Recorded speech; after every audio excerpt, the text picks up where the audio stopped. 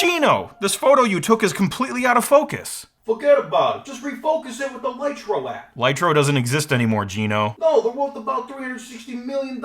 They have too much money to fail. Wanna bet? Sponsored by Linode, cloud computing from Akamai. Hey everyone, how are you all doing? If you're new here, welcome. My name is Crazy Ken, and this is the Lytro Lightfield camera. This special camera lets you focus a photo after you already shot it. So today, we're going to explore the company's history, see what the camera is really capable of, and talk about why a $360 million company died. Lytro's original name was Refocus Imaging, founded by Dr. Ren Ung in 2006. Refocus Imaging specialized in light field cameras, a technology we'll dive into more in a bit, but the short of it is, a light field camera lets a user refocus an image after it's been shot, like we see with the confetti during an onstage demo in 2008. Now, necessity is the mother of invention, right? So why did Ren want to make this thing? Ren Ung had a hard time photographing his family friend's daughter's smile with a digital camera. This was probably due to slow autofocus motors and shutter lag, which is an issue Refocus Imaging will frequently mention when they release their first camera later. In 2011, the company changed their name to Lytro, and Ren was the first CEO. Charles Chi joined as executive chairman, Kurt Akeley joined as chief technology officer, and Ben Horowitz, Patrick Chung, and Mike Ramsey joined the board. In short, there were a lot of big names with a lot of dinero getting in on this. In October 2011, Lytro officially unveiled its first product, the Lytro Lightfield camera, a groundbreaking new camera which captures interactive living pictures. And it went on sale on February 29th, 2012. Now, how much does it cost? The wealthier you are, the less expensive it'll seem. College Humor reference. Anyway, it was $399 for the 8 gig model and $499 for the 16 gig. So now let's test out what this camera is capable of. And what better way to do that than to escape the lair, go outside, and take some pictures. I'm working with my fellow cinematographer friend Brad, who helped me test the iPhone 12 Pro when it came out. Our mission is twofold. Try to capture in-the-moment photos and try to be creative and compose staged photos. All with the Lytro Lightfield camera and no other hardware.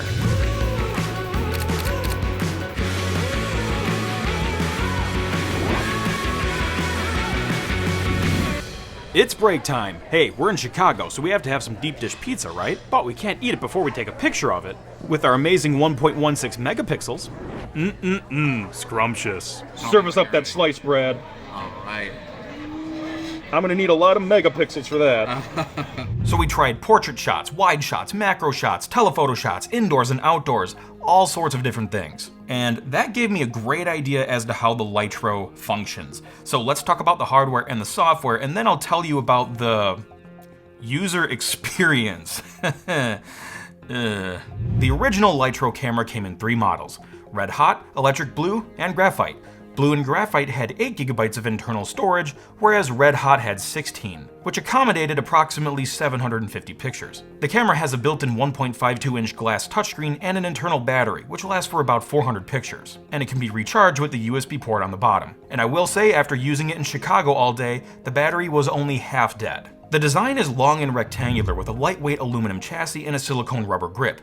It's 4.41 inches long and weighs less than 8 ounces. And I will say, one of the coolest aspects of this camera is the design. It's kind of funky and you don't see this on a camera like anywhere else, so it definitely grabs your attention. The Lytro's longness accommodates an 8x optical zoom with an effective focal length of 43 to 342 millimeters, with the camera's 6.5 by 4.5 millimeter CMOS sensor, which is about double the size of the iPhone 4S's camera sensor. But despite the sensor being about twice as big as the iPhone 4S, the picture resolution was about 1/8 the size. And we'll talk about why in a sec. Lytro uses a constant f2 lens, meaning the aperture size remains the same at any focal length. The more open the aperture, the more light can hit the sensor, and the depth of field will be more shallow.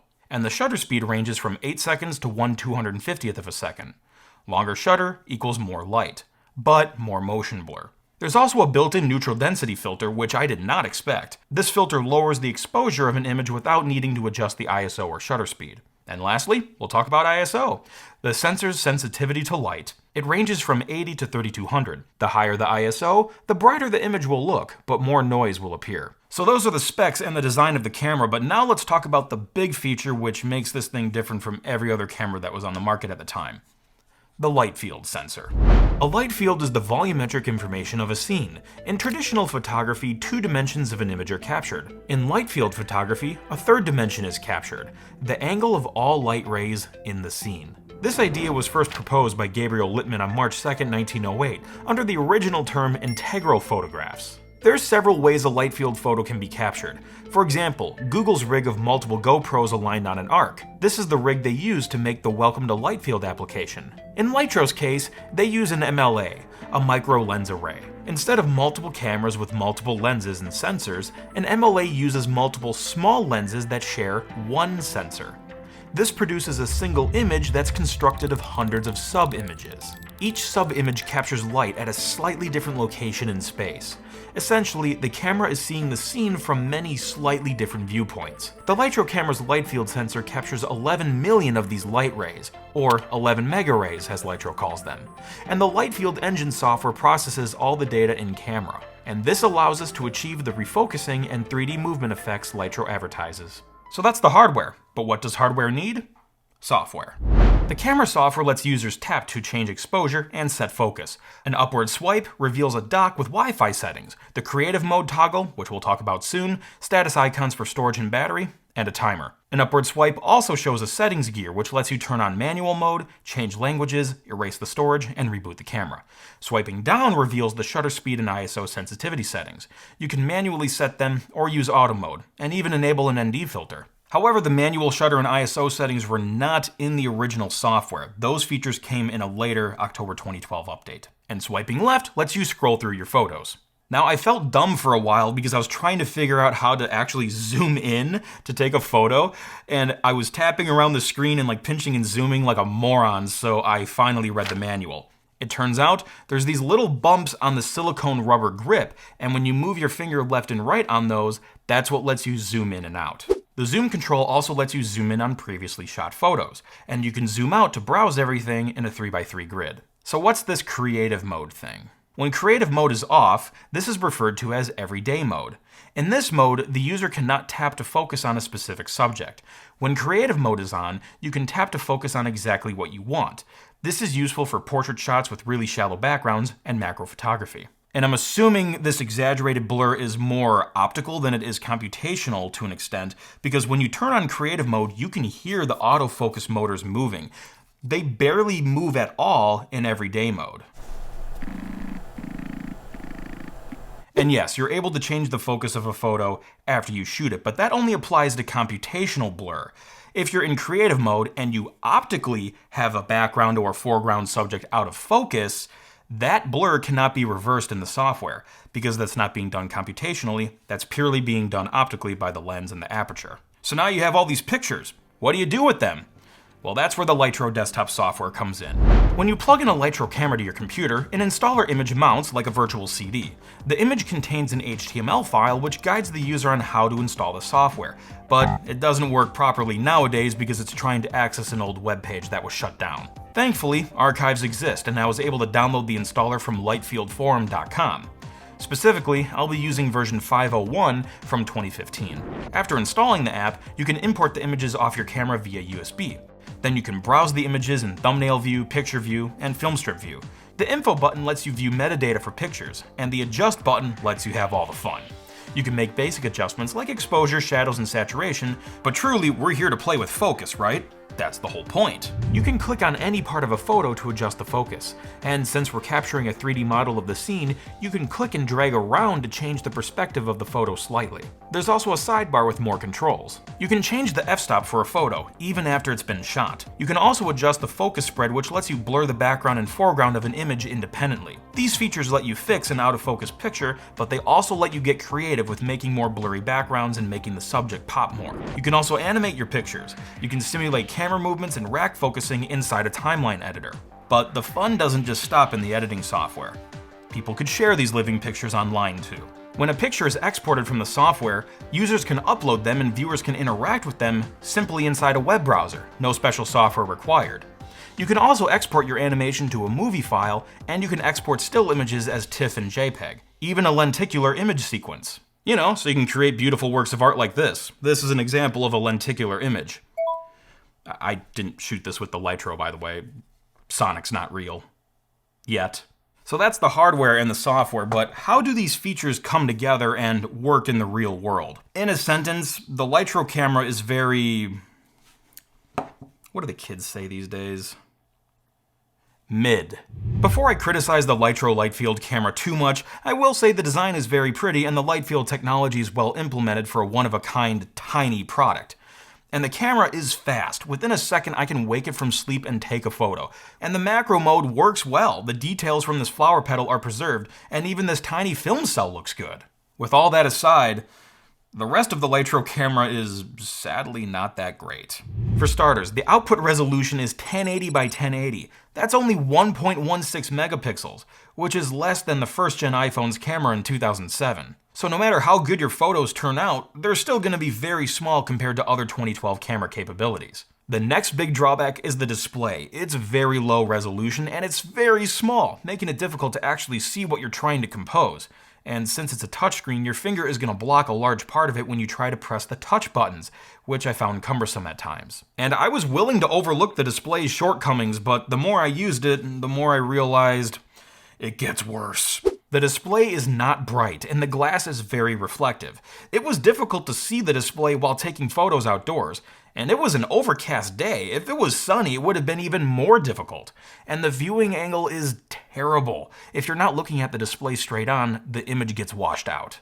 Now it's time to discuss image quality. Buckle in. The dynamic range is very low. When increasing the foreground exposure, the sky will easily wash out, and cloud details, for example, are lost. Or when photographing a kitty cat in the sun, the highlights clip and you lose fur detail. And I know on an overcast day, it's hard to judge cloud detail. But even in my layer, highlights from this simple light bulb are completely lost. There's also some weird speckle and line artifacts appearing in some of the images, and the process blur sometimes leaves little fringes of unblurred pixels around the foreground subject. My theory is the micro lens array is causing this weird pattern, because this fly's eye effect looks awfully similar to an MLA design. Color accuracy is also sporadic. Sometimes color will look okay, and sometimes color will look dull. This can be corrected in editing software, but it's more steps the user has to perform. And the optical zoom is handy, but operating it is a huge pain in the butt. You have to constantly swipe your finger across these little notches to get it to zoom in all the way.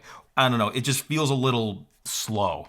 And the final problem, this camera makes my head look big. Oh wait, that's just my head, never mind.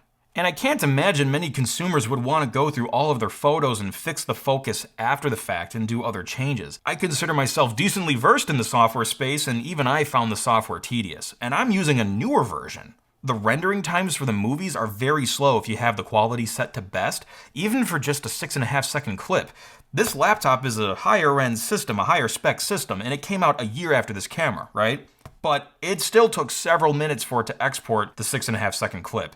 And I don't think consumers are going to want to deal with that. Similar to the Magic Cube situation, it seems like Lytro spent so many resources getting the Lightfield technology to work that they didn't spend enough resources on the rest of the product. The innovation of great tech is awesome, but that's just one aspect of a product. But we're just getting started. This was just Lytro's first product. So what happened next? On April 15th, 2013, Jason Rosenthal became the CEO of Lytro, and Ren became executive chair. Jason was a partner at Northbridge Venture Partners, which would play a big role in a future investment round. According to All Things Digital, Rosenthal said the camera sales were ahead of the company's internal plan, but the official sales figures were never released publicly. And, they are a private company, so that's their right, but they seemed totally willing and happy to announce how much money they raised. On November 20th, 2013, Lytro announced they raised $40 million from Northbridge, along with existing investors. Rosenthal stated this money would help fund a new generation of Lytro hardware. And the beginning of this new generation was this.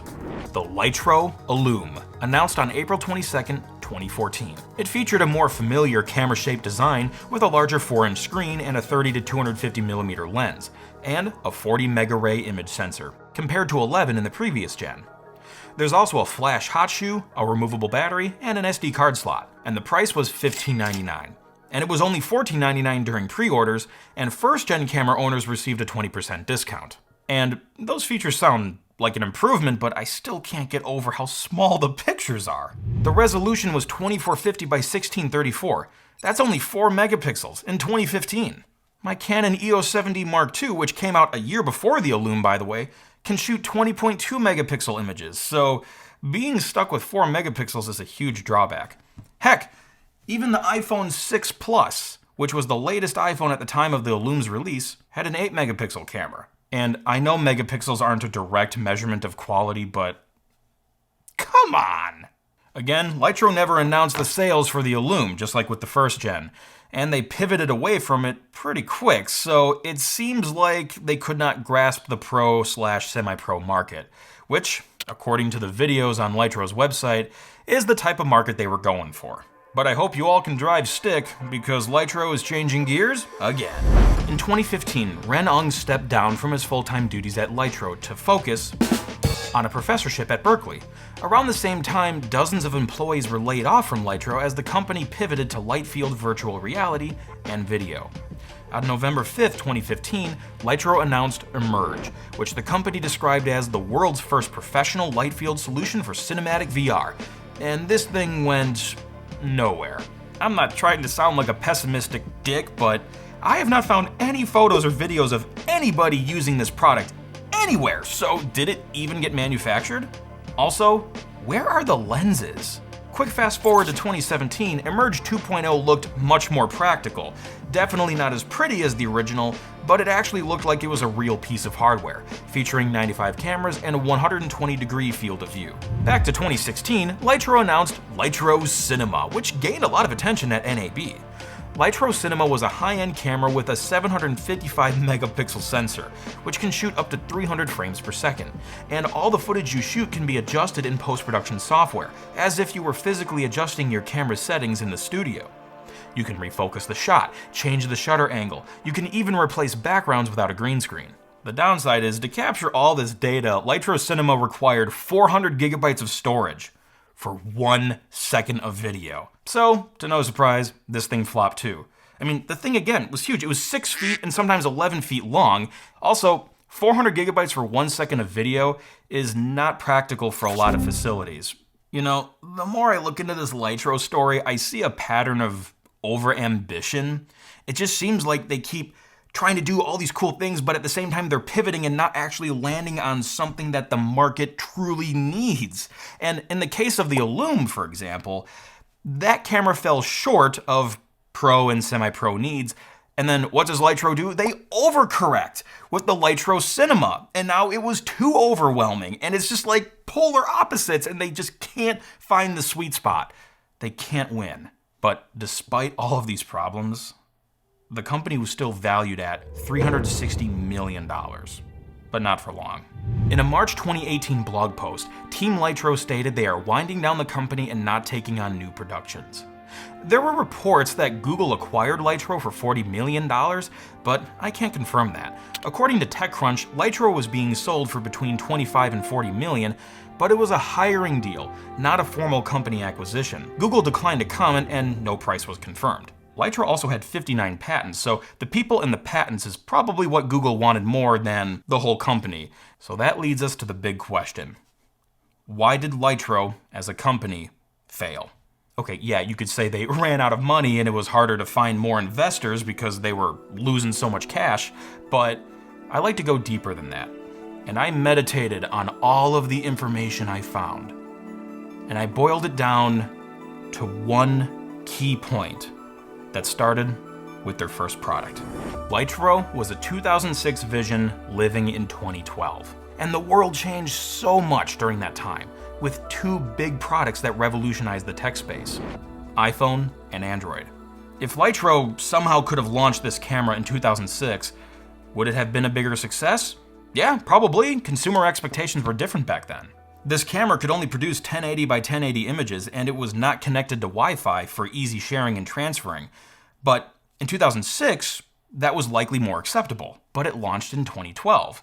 Smartphones were in the hands of about 1 billion people at that time, and they conveniently had cameras and Wi-Fi built in. Not to mention, the average price of a smartphone in early 2012 was $378, so justifying a $399 separate camera purchase was likely not in consumers' best interests. To give Lytro credit, eventually they did enable Wi-Fi capabilities in their first-gen camera via a software update. Apparently, Wi-Fi hardware was always built in, it just wasn't being enabled initially. And they also launched a mobile app, but in the long run, it didn't save the product. And within the next several years, smartphones started integrating similar focusing features that use depth data with dual camera systems, like the HTC One M8 in 2014 and the iPhone 7 Plus in 2016. So all of these factors led to a lack of adoption, which is something I talked about in my laser keyboards episode. If a product can't cross the chasm and fulfill the needs of the early majority of users, it will likely fail. And a failed product equals no sales, and no sales equals no revenue. The company can't survive. And adoption wasn't just an issue with the first camera, it was an issue with all their products. But Ken, how were they valued so high? Yeah, I know it sounds ridiculous, right? Look, I'm not a venture capitalist guru, and again, they're a private company, so they didn't announce their financial information publicly. So I can't give a true answer. But my quick and dirty answer is, let's just say tech startups have a notorious history for being overvalued, and that's probably what happened here. And for investors, sometimes it's a game of faith, not black and white numbers on a balance sheet. So it can be hard, especially at the beginning of a company, to truly target a good valuation. In fact, during a Lytro board meeting on January 29, 2015, GSV capital investor Mark Flynn said, "We invested in Lytro because we were excited about the potential of Lightfield technology and believed in the team, not because we wanted to be in the consumer electronics business." So the faith was there, but unfortunately, that faith didn't save this company. On the bright side, we can experience similar benefits to Lightfield technology with our smartphone cameras today, like shooting in portrait and cinematic mode on the iPhone, where the blur is generated computationally. Do those features exist because of Lytro? Maybe. It's hard to say for sure, but I will say, this was still a very fun camera to play with, and I encourage you guys to try it out too. And if you want to download the files that I generated with this thing, you can check out the link in the description. And also, if you have nothing else, this will suffice, because the best camera is the one you have with you. And I know Lytro wasn't technically acquired by Google, but another L company that was acquired recently was Linode. They were bought by Akamai. And if you have an application or website that needs to be scaled and deployed, Linode has the 24/7 support and infrastructure that you need. Linode offers out-of-box apps for game servers like TF2, CSGO, and even Minecraft. You can run your own virtual private network with OpenVPN, build an online application with Joomla's content management system, or build a video streaming site with a multitude of app choices. There's so much you can do with Linode's affordable Linux virtual machines. And to boot, they offer award-winning 24/7 technical support. Visit linode.com/computerclan and click one of the sign-up buttons. And when you do that, we'll give you a 60-day $100 credit just for watching this episode. And you're also supporting the Computer Clan, so thank you very much. Catch the crazy and pass it on.